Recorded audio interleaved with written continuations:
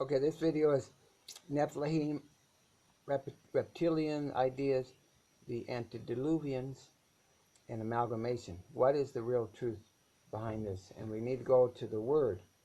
And the Word that details this in a great way is right here. It's the spirit of prophecy that E.G. White recorded faithfully for 70 years. And that was part of the great Adventist movement, which was a worldwide movement, and then it became the Seventh-day Adventist movement, which was um, God's great final Reformation movement before at the beginning of the last time period, before from 1844 on. That's when the 2300-year prophecy in Daniel, Revelation, etc. ended in 1844, and then God started this movement in particular. Before, a little bit in the let's say in the 30s, was the Advent movement was very big worldwide, and also in the northeast United States. And it was a movement for all the churches. William Miller was the lead uh, preacher on Bible prophecy. He was incredible.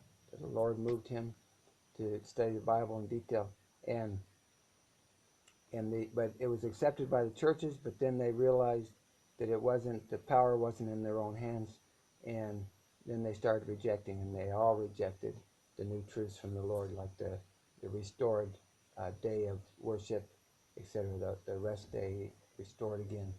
Okay, the seventh day, rest day. Here it is. Amalgamation brought noxious or poisonous plants.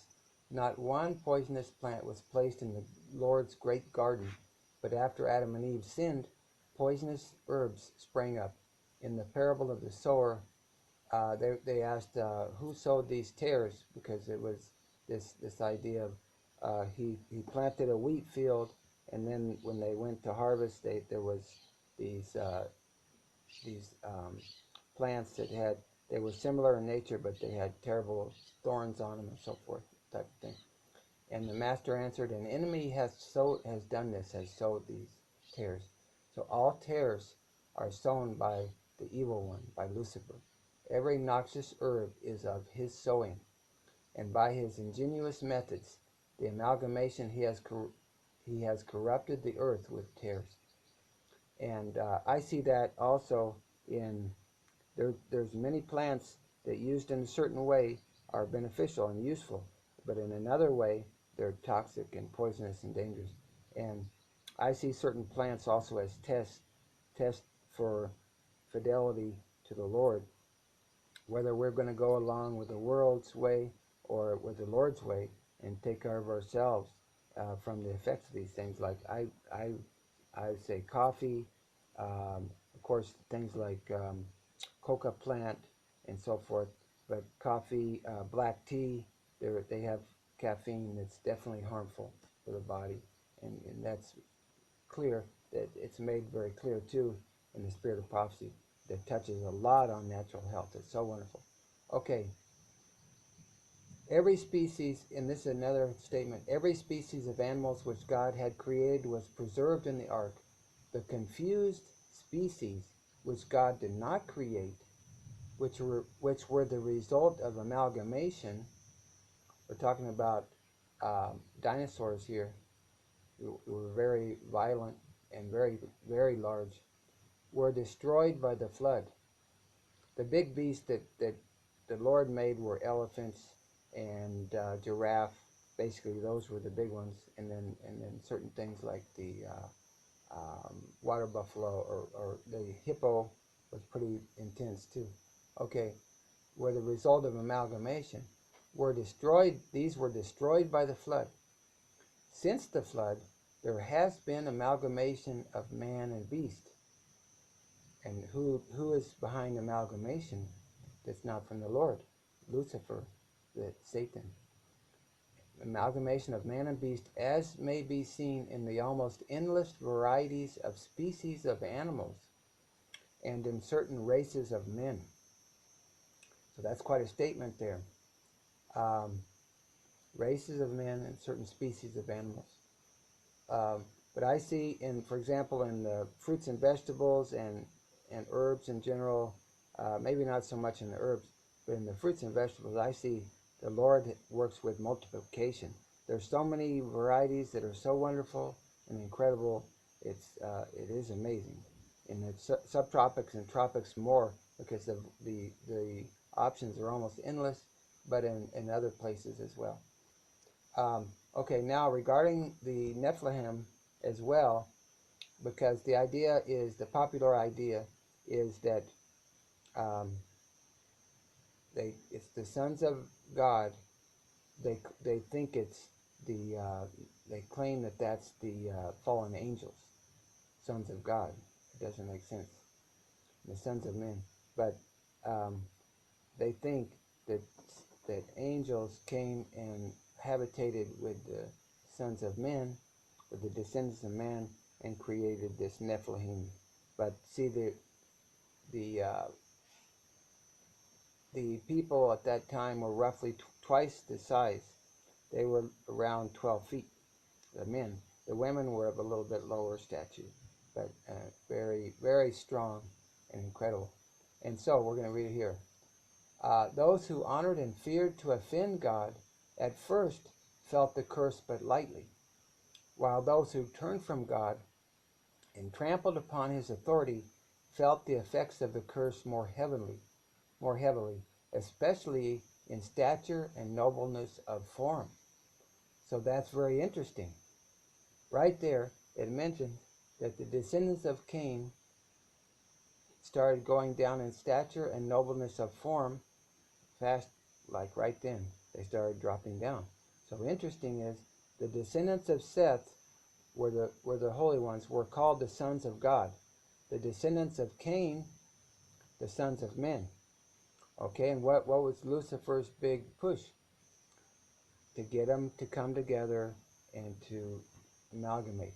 Okay, as the sons of God mingled, because there's a whole different mindset, spirit, and everything now, even the form, even the bodies were different. Okay, and the descendant, okay, as the sons of God mingled with the sons of men, they were separate, but then they became tempted, and they fell, and they started mingling, and they became corrupt, and by intermarriage with them lost, through the influence of their wives, their peculiar holy character, and united with the sons of Cain in their idolatry. Many cast aside the fear of God and trampled upon his commandments, but there were a few that did righteousness, who feared and honored their Creator. Noah and his family were among the righteous few. And from what I remember, it mentions about mighty men. Some of these ones that were a result of this intermarriage became mighty men and revered, whatever, like strong men, but in a worldly sense is what I understand. Not necessarily in God's eyes, but in the world's way. And the world was dominated by wickedness, because evil grows faster than good. God works in truth, and he doesn't force. Lucifer likes to force men and put men in oppression and dictatorships and all these things. Okay, hold on, we're going to check what more. Okay, the curse did not at once change the appearance of the earth. It was still rich in the bounty God had provided, and there was gold and silver in abundance. The race of men then living was a very great statute and possessed wonderful strength. The trees were large, etc., etc. Okay, I'm skipping here. A heavy double curse, first in the consequence of Adam's transgression, and second because of the murder committed by Cain of his brother, was resting upon the earth. Yet the mountains and hills were still lovely. Upon the highest elevations grew majestic trees, rising to a lofty height their branches spreading to a great distance on every side, while the plains were covered with verdure, and a beautiful, and appeared like a vast garden of flowers. Some of the hills were covered with trees of beauty, and vines climbing the stately trees were loaded with grapes, while beautiful flowers filled the air with their fragrance. Oh! But notwithstanding the richness and beauty of the earth, yet, when compared with its state before the curse was pronounced upon it, there was manifest evidence of sure and certain decay. And the people, now this is interesting, the people used the gold, silver, precious stones, and choice wood in building houses for themselves, each striving to excel the other. They beautified and adorned their houses and land with the most ingenious works, and provoked God by their wicked deeds. They formed images to worship, and taught their children to regard these pieces of workmanship made with their own hands as gods, and to worship them. They did not, and they were led by Lucifer, because we're either led by God's angels or by fallen angels of Lucifer. Okay. They did not choose to think of God, the creator of the heavens and the earth, and rendered no grateful thanks to him who had provided them all the things which they possessed. They even denied the existence of the God of heaven, and that's Lucifer again, and glorified in and worshipped the works of their own hands. They corrupted themselves with those things which God had placed upon the earth for man's benefit. They prepared for themselves beautiful walks, overhung with fruit trees of every description. Under these majestic and lovely trees, with their widespread branches, which were green from the commencement of the year to its close, they placed their idols of worship. Whole groves, because of the shelter of their branches, were dedicated to their idol gods, and made attractive for the people to resort to for their idolatrous worship. Okay, instead of doing justice to their neighbors, they carried out their own unlawful wishes.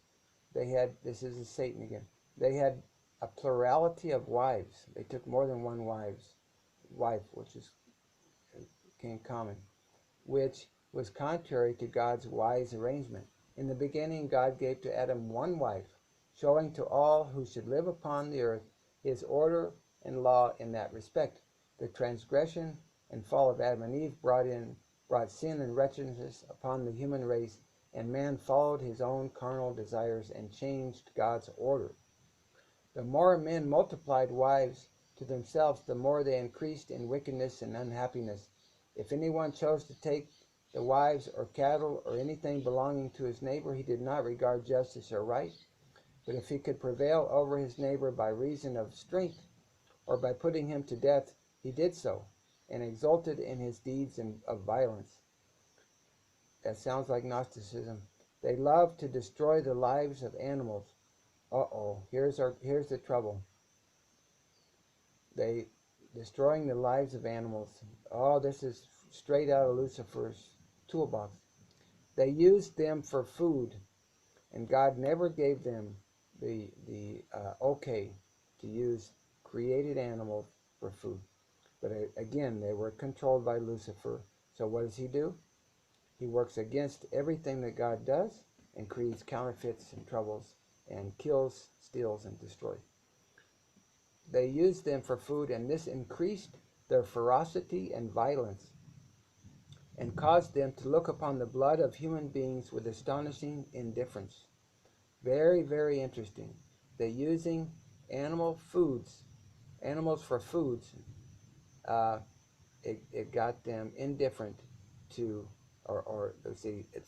acclimatized to not worrying about the blood of human beings that were created. They're all created beings, but human beings are way above animals. Okay. But if there was one sin above another which called for the destruction of the race by the flood, it was the base crime of amalgamation of man and beast, which defaced the image of God and caused confusion everywhere. Confusion, chaos. God purposed to destroy by a flood that powerful, long-lived race that had corrupted their ways before him.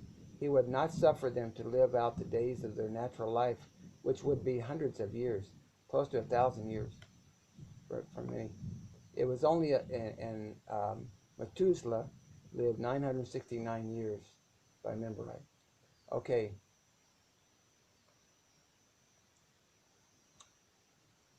It was only a few generations back when Adam had access to that tree which was to prolong life.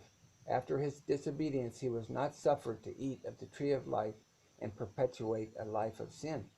In order to live forever, in order for man to possess an endless life, he must continue to eat of the fruit of the tree of life, be connected with heaven and the Father, Son, Holy Spirit, angels, etc. Deprived of that tree, his life would gradually wear out. And then, you got to see the next ones. I'm going to go into Adam, I'm going to go into Enoch and Seth, and it's going to be a beautiful little education here. This is true education. We need a love for the truth, and we need to be careful of what's popular and what's accepted by many, and what is accepted by the a lot of the powers that be in religion. We need true religion, and we know that there's always been faithful throughout in every age of our history, of this world's history, about almost 6,000 years now, and there's always been a faithful minority, a faithful remnant, and that's who's going to be in the kingdom forever and ever. And this earth is going to be the center of the universe, and we'll be able to explore the whole universe and the other worlds, the other inhabited worlds that exist. You see in Hebrews 1 and 11, you'll be amazed, and you got to read Hebrews 1, I believe it's verse 2. It's just beautiful, beautiful, beautiful. Okay, this is beautiful. Hebrews 1, 2. In these last days, God spoke to us by his Son, whom he hath appointed heir of all things, by whom also he made the worlds. How beautiful. They work together, and Christ spoke the worlds into existence. And that's Hebrews 1, 2. Hebrews 9 is incredible. It mentions the Reformation that people really need to know, because if you don't know this, you'll be a little bit stymied by the world's, again, popular ideas and theories. And Hebrews 9 relates to Ephesians 2 and Colossians 2 regarding what was taken away at the cross. It was the ordinances. And in verse 10 is the Reformation. It talks about the ordinances, and it says, which stood only in meats and drinks and diverse washings and carnal ordinances imposed on them until the time of the Reformation. And the next word is, next one is, but Christ and talks about Christ as the high priest. The Reformation is when Christ came and brought in Christianity and a whole new way of truth. And it mentions here as well the eternal spirit. Very important. The eternal spirit is right there in that verse.